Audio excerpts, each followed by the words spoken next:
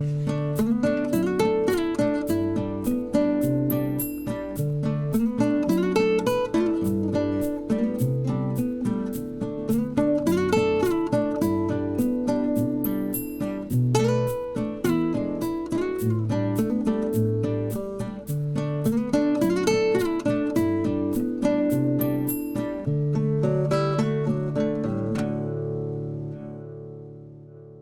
name is Alex Caserta, and I come from an Italian heritage where food is given a high priority. This show provides the inside stories of the individuals in the food production industry and how they are producing food using an artisanal approach and innovative techniques. The entrepreneurs of the food industry will provide insights into food production, nutritional value, and the farm-to-table movement. I'm here at Seven Stars Bakery with Leah. Now, Leah, you are the office and wholesale manager? Yes. And how long have you been with the company? I've been with the company for a long time, 16 years. 16 years. Since 2005. You have a pretty good wholesale business here, don't you? Yes, we have about 60 accounts. And within those, it's restaurants, cafes, markets. We have about 27 Whole Foods that we service throughout Rhode Island, Mass, and Connecticut. Uh-huh. And right now you have how many cafes? Right now we have 5. 5 cafes. Yes. Started off many years ago on Hope Street. Correct. Which was the original place where they did the baking. Yes. As well as a very small cafe at the time, I remember. Yes. And then it moved over to Broadway? Correct. 2001 was when it was founded, and Hope Street was a cafe and the bakery. So that's where everything was done. And then we needed to sort of move. We started to outgrow the Hope Street space and wanted to expand the seating. So we moved to Pawtucket for our production space in 2006, and then opened Broadway in 2007. And from Broadway you went to Rumford? Rumford opened in 2009. Fun fact, it was actually the old Rumford baking powder facility, which is cool. Some people don't know that. I remember that name. Yeah. Yeah, that goes way back. Yeah, a long time ago. Yeah. So we have some of the old art from that, and the mural on the wall is from the old Rumford baking powder. Yeah, and then from Rumford, what was it, recently you opened up a shop not long ago in Cranston? Correct. In 2019, we opened our 4th location, the Cranston store on Reservoir Avenue. And then the newest location is? On Point Street in the Jewelry District. Okay, and that's where Olga's used to be. Correct. Now, Lynn and Jim Williams were the original founders of Seven Stars Bakery. Yes.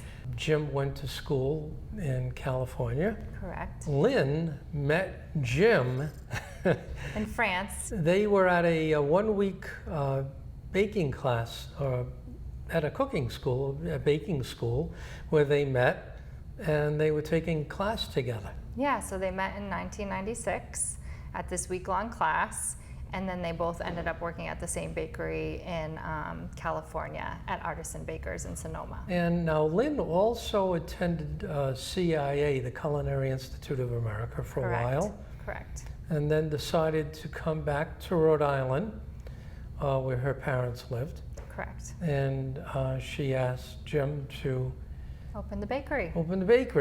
And that was the beginning. That was the beginning. Now recently you have some new owners. Correct, yes. So Lynn and Jim in 2018 decided they were ready to start their next chapter.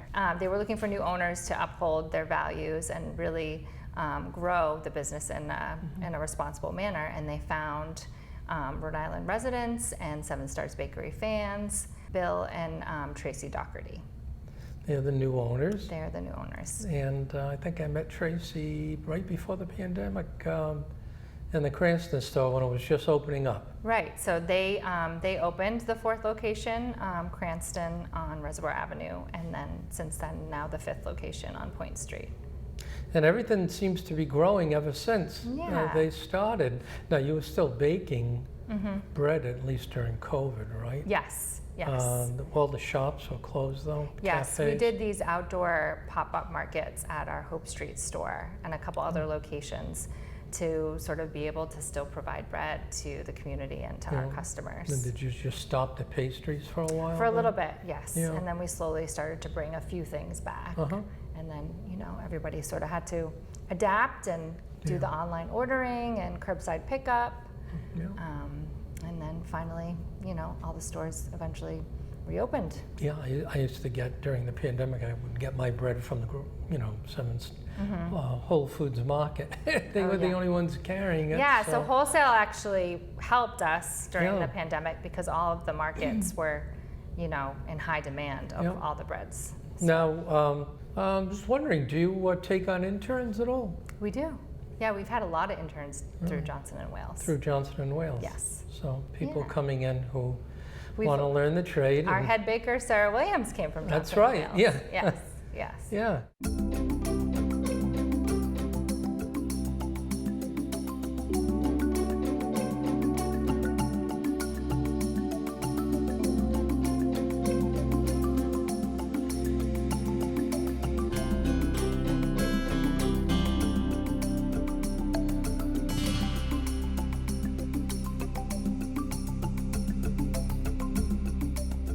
I'm here with Sarah Williams. Sarah, you're the head baker, and you also do production, of course.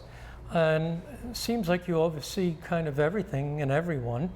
Yep. You've been here for 15 years. 15 years, and you started at the cafe, which was their first location on Hope Street.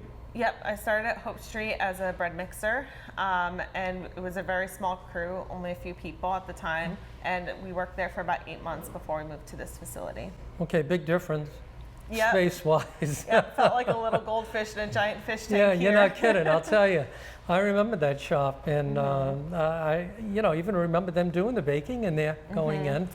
Where did you get your education from? So I went to Johnson & Wales Yep. for a few years, which was great. They just didn't have as robust of a bread program as I would have liked. So I decided to continue working here at Seven Stars because I was most interested in artisan bread. And I learned most of what I know from the previous owner, Jim Williams. One of the reasons we're here today is because Seven Stars Bakery is one of the few production facilities that still uses an artisanal type of approach to production. Yep. So maybe you can tell me a little bit about your bread making and the process and why you do what you do. Well, we do what we do because we love it and we love our product, and we want to continue making the highest product possible, highest quality product. And basically we just use old school methods, and we start with starters that are built a few days out. And the starters give our bread a lot of flavor and strength. So typically 2 days before your bread is in the store, we make the starter. It sits overnight and it ferments, and then we use that in our bread to leaven it. So most of our breads are sourdough. A few of them are leavened with some fresh yeast. And then we mix the breads the day before, and we shape everything by hand and bake everything by hand as well.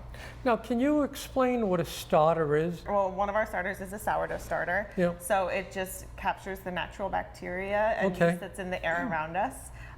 So that starter was started when the bakery was started, and we just maintain it. So we keep it healthy, and we feed it twice a day.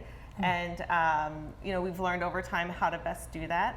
And then you can have another different kind of starter that's made with fresh yeast. So we have 2 of those that we maintain, and those are fresh daily. So we make them with a percentage of yeast and then flour and water. And depending on how much water versus the flour that you have, it gives it a different flavor and different structure for the bread. So a starter is basically just flour and water. Yep. And you just let bacteria, some kind of yeast, and you let bacteria grow in it. And then you use a portion of that starter in the dough when you're mixing? Yep, so we put that into the dough, and then that helps the dough rise. Okay. And our breads typically don't have any yeast added to the dough. If we have any yeast, it's in the starter. and that just gives our bread its unique signature Yes. and its depth of flavor. You say the person who started the company taught you how to make the bread? Yes.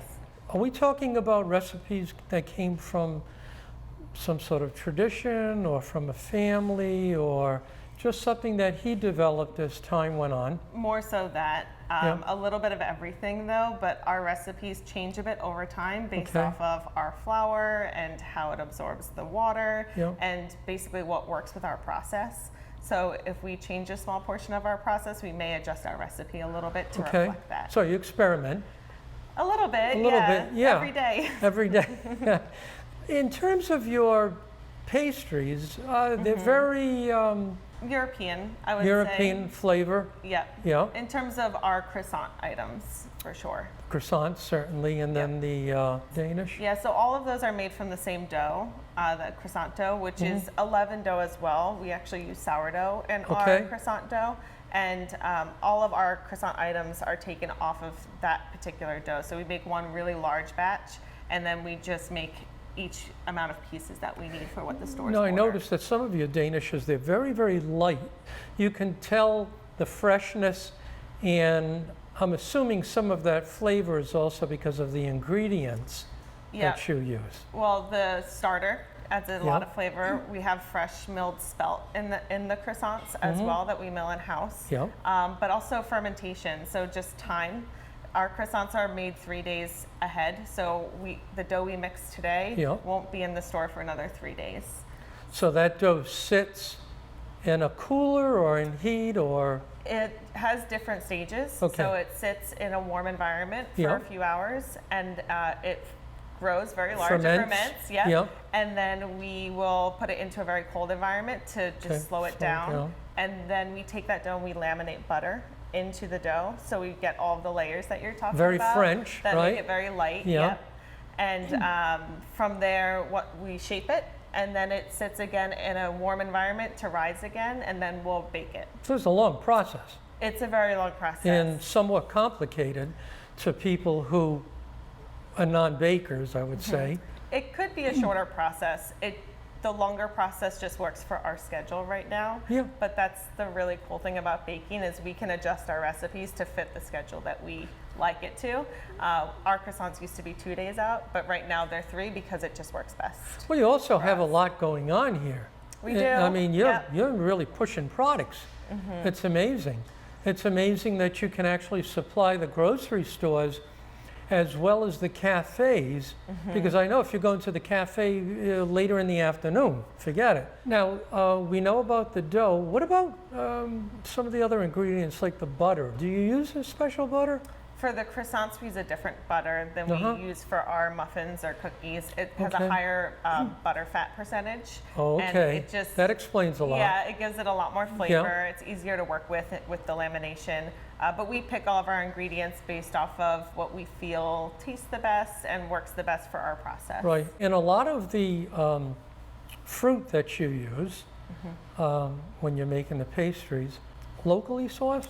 Yeah, a lot of the fresh fruit is locally sourced. Dried fruit, not so much, but the fresh fruit is locally sourced. Wardsberry Farm, Fort Town Farm is a farm yeah. that we source from, Shartner's Farms. Yeah, I noticed when they were making even the sandwiches today, a lot of the stuff was locally sourced. Asparagus, kale, pea greens. Yeah, when everything's in season or when those ingredients are in season, we do our best to source them locally. Obviously, the winter is a harder place for Rhode Island to have a lot of fresh ingredients. So, but in the summer, there's a bounty of things that we can source and use in our seasonal products. Now, here's a tough one for you.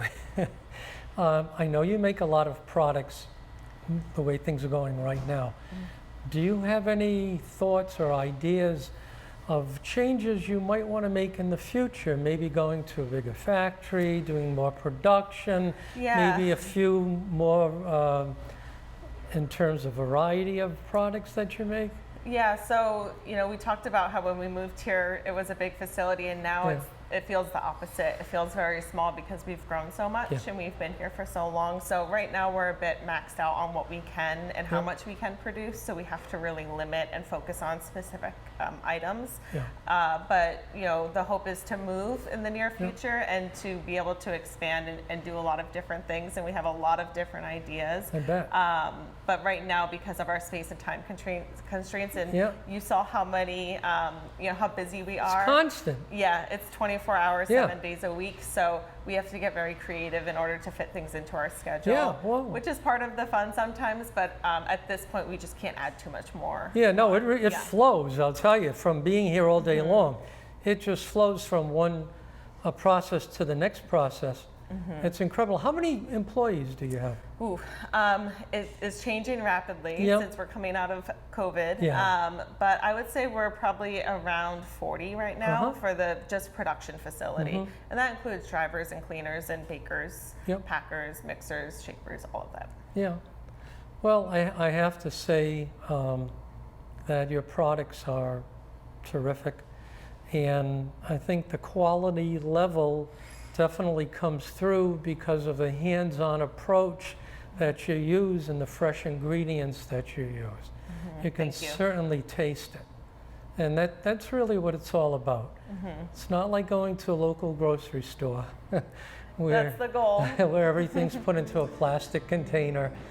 And you know, this is a much higher standard. Yeah, and I think that's, you know, what we aim for. And you know, we don't send anything to our stores that we're not proud of. So you might go into the store one day and not see an item, and it's because it didn't meet our quality standards. So we do our best every day to be as consistent as possible and make the highest quality product that we can. Well, I want to thank you very much for letting us in here today and being able to film all of this. Yeah, you were great guests, so thank you. Thanks very much.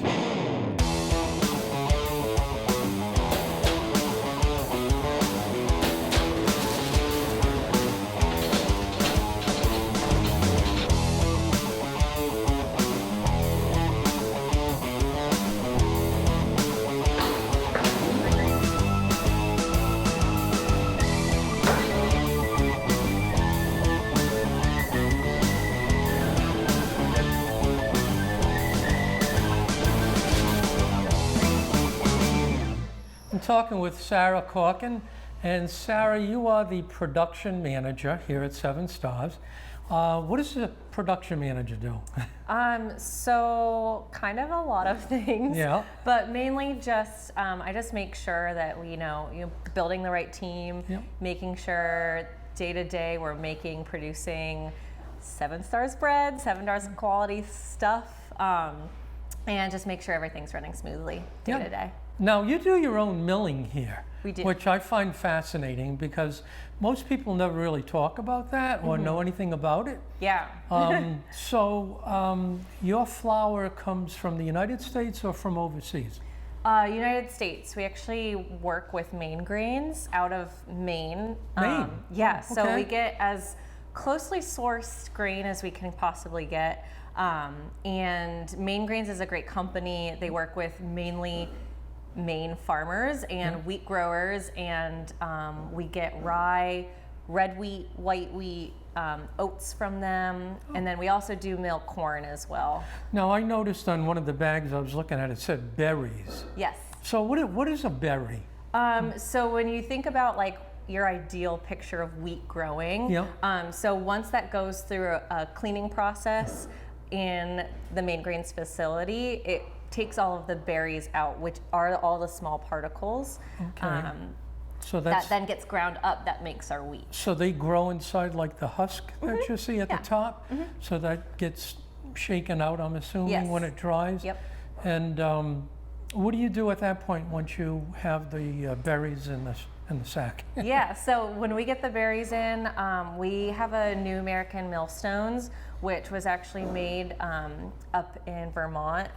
And we just mill what we need daily. Our mixers are also our millers. They know what we need, what they need to mix their stuff. So they will add grain into the top part of our mill, which is our hopper. And we can set the stones, the speed, how coarse, how fine we want it coming out.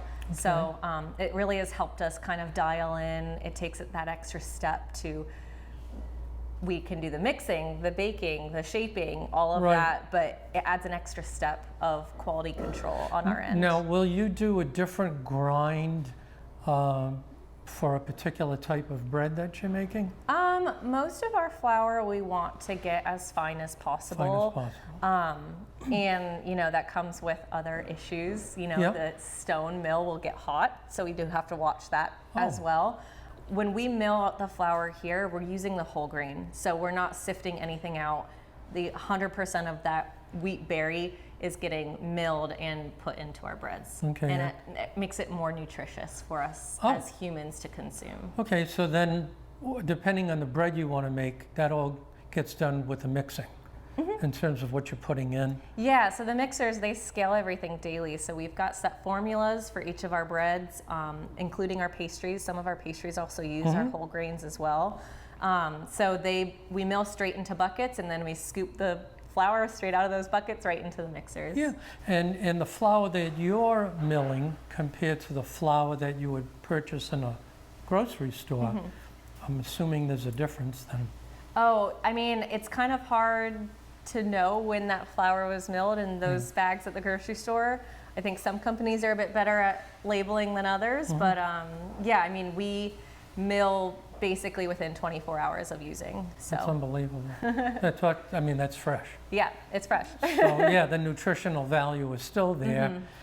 Just if we were growing on a farm and serving it a day later. Exactly. All of our breads use a portion of whole grains, a percentage that we utilize in each type of bread that we use. So when we make the olive, it has a little bit of our red wheat in it.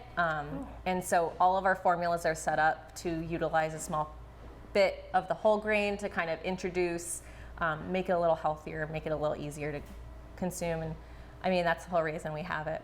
Yeah, and so you're using something like 4 different types of wheat?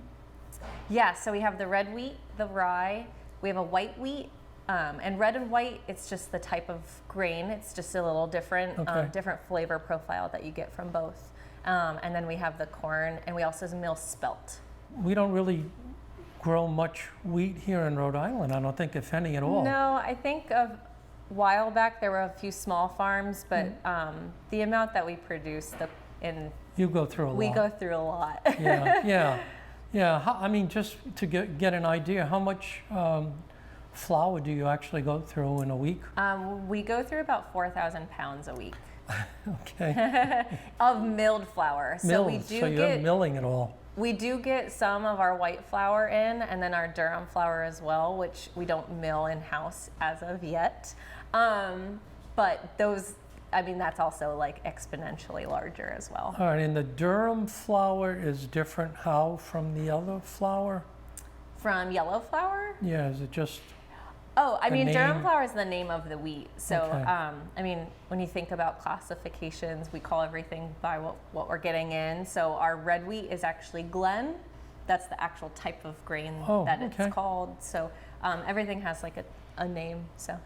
Oh, great. Yeah. I mean, this has been very educational. Yeah. And I was watching the guys mixing back there. It's really amazing. Yeah, just to see something new, and the fact that everything you do here has no preservatives in it, correct? Correct. Yeah. Yeah. Everything's made fresh daily for that day, and then we start all over again. Yeah, okay. Sarah, thanks an awful lot for the information. I really appreciate it. Thank you.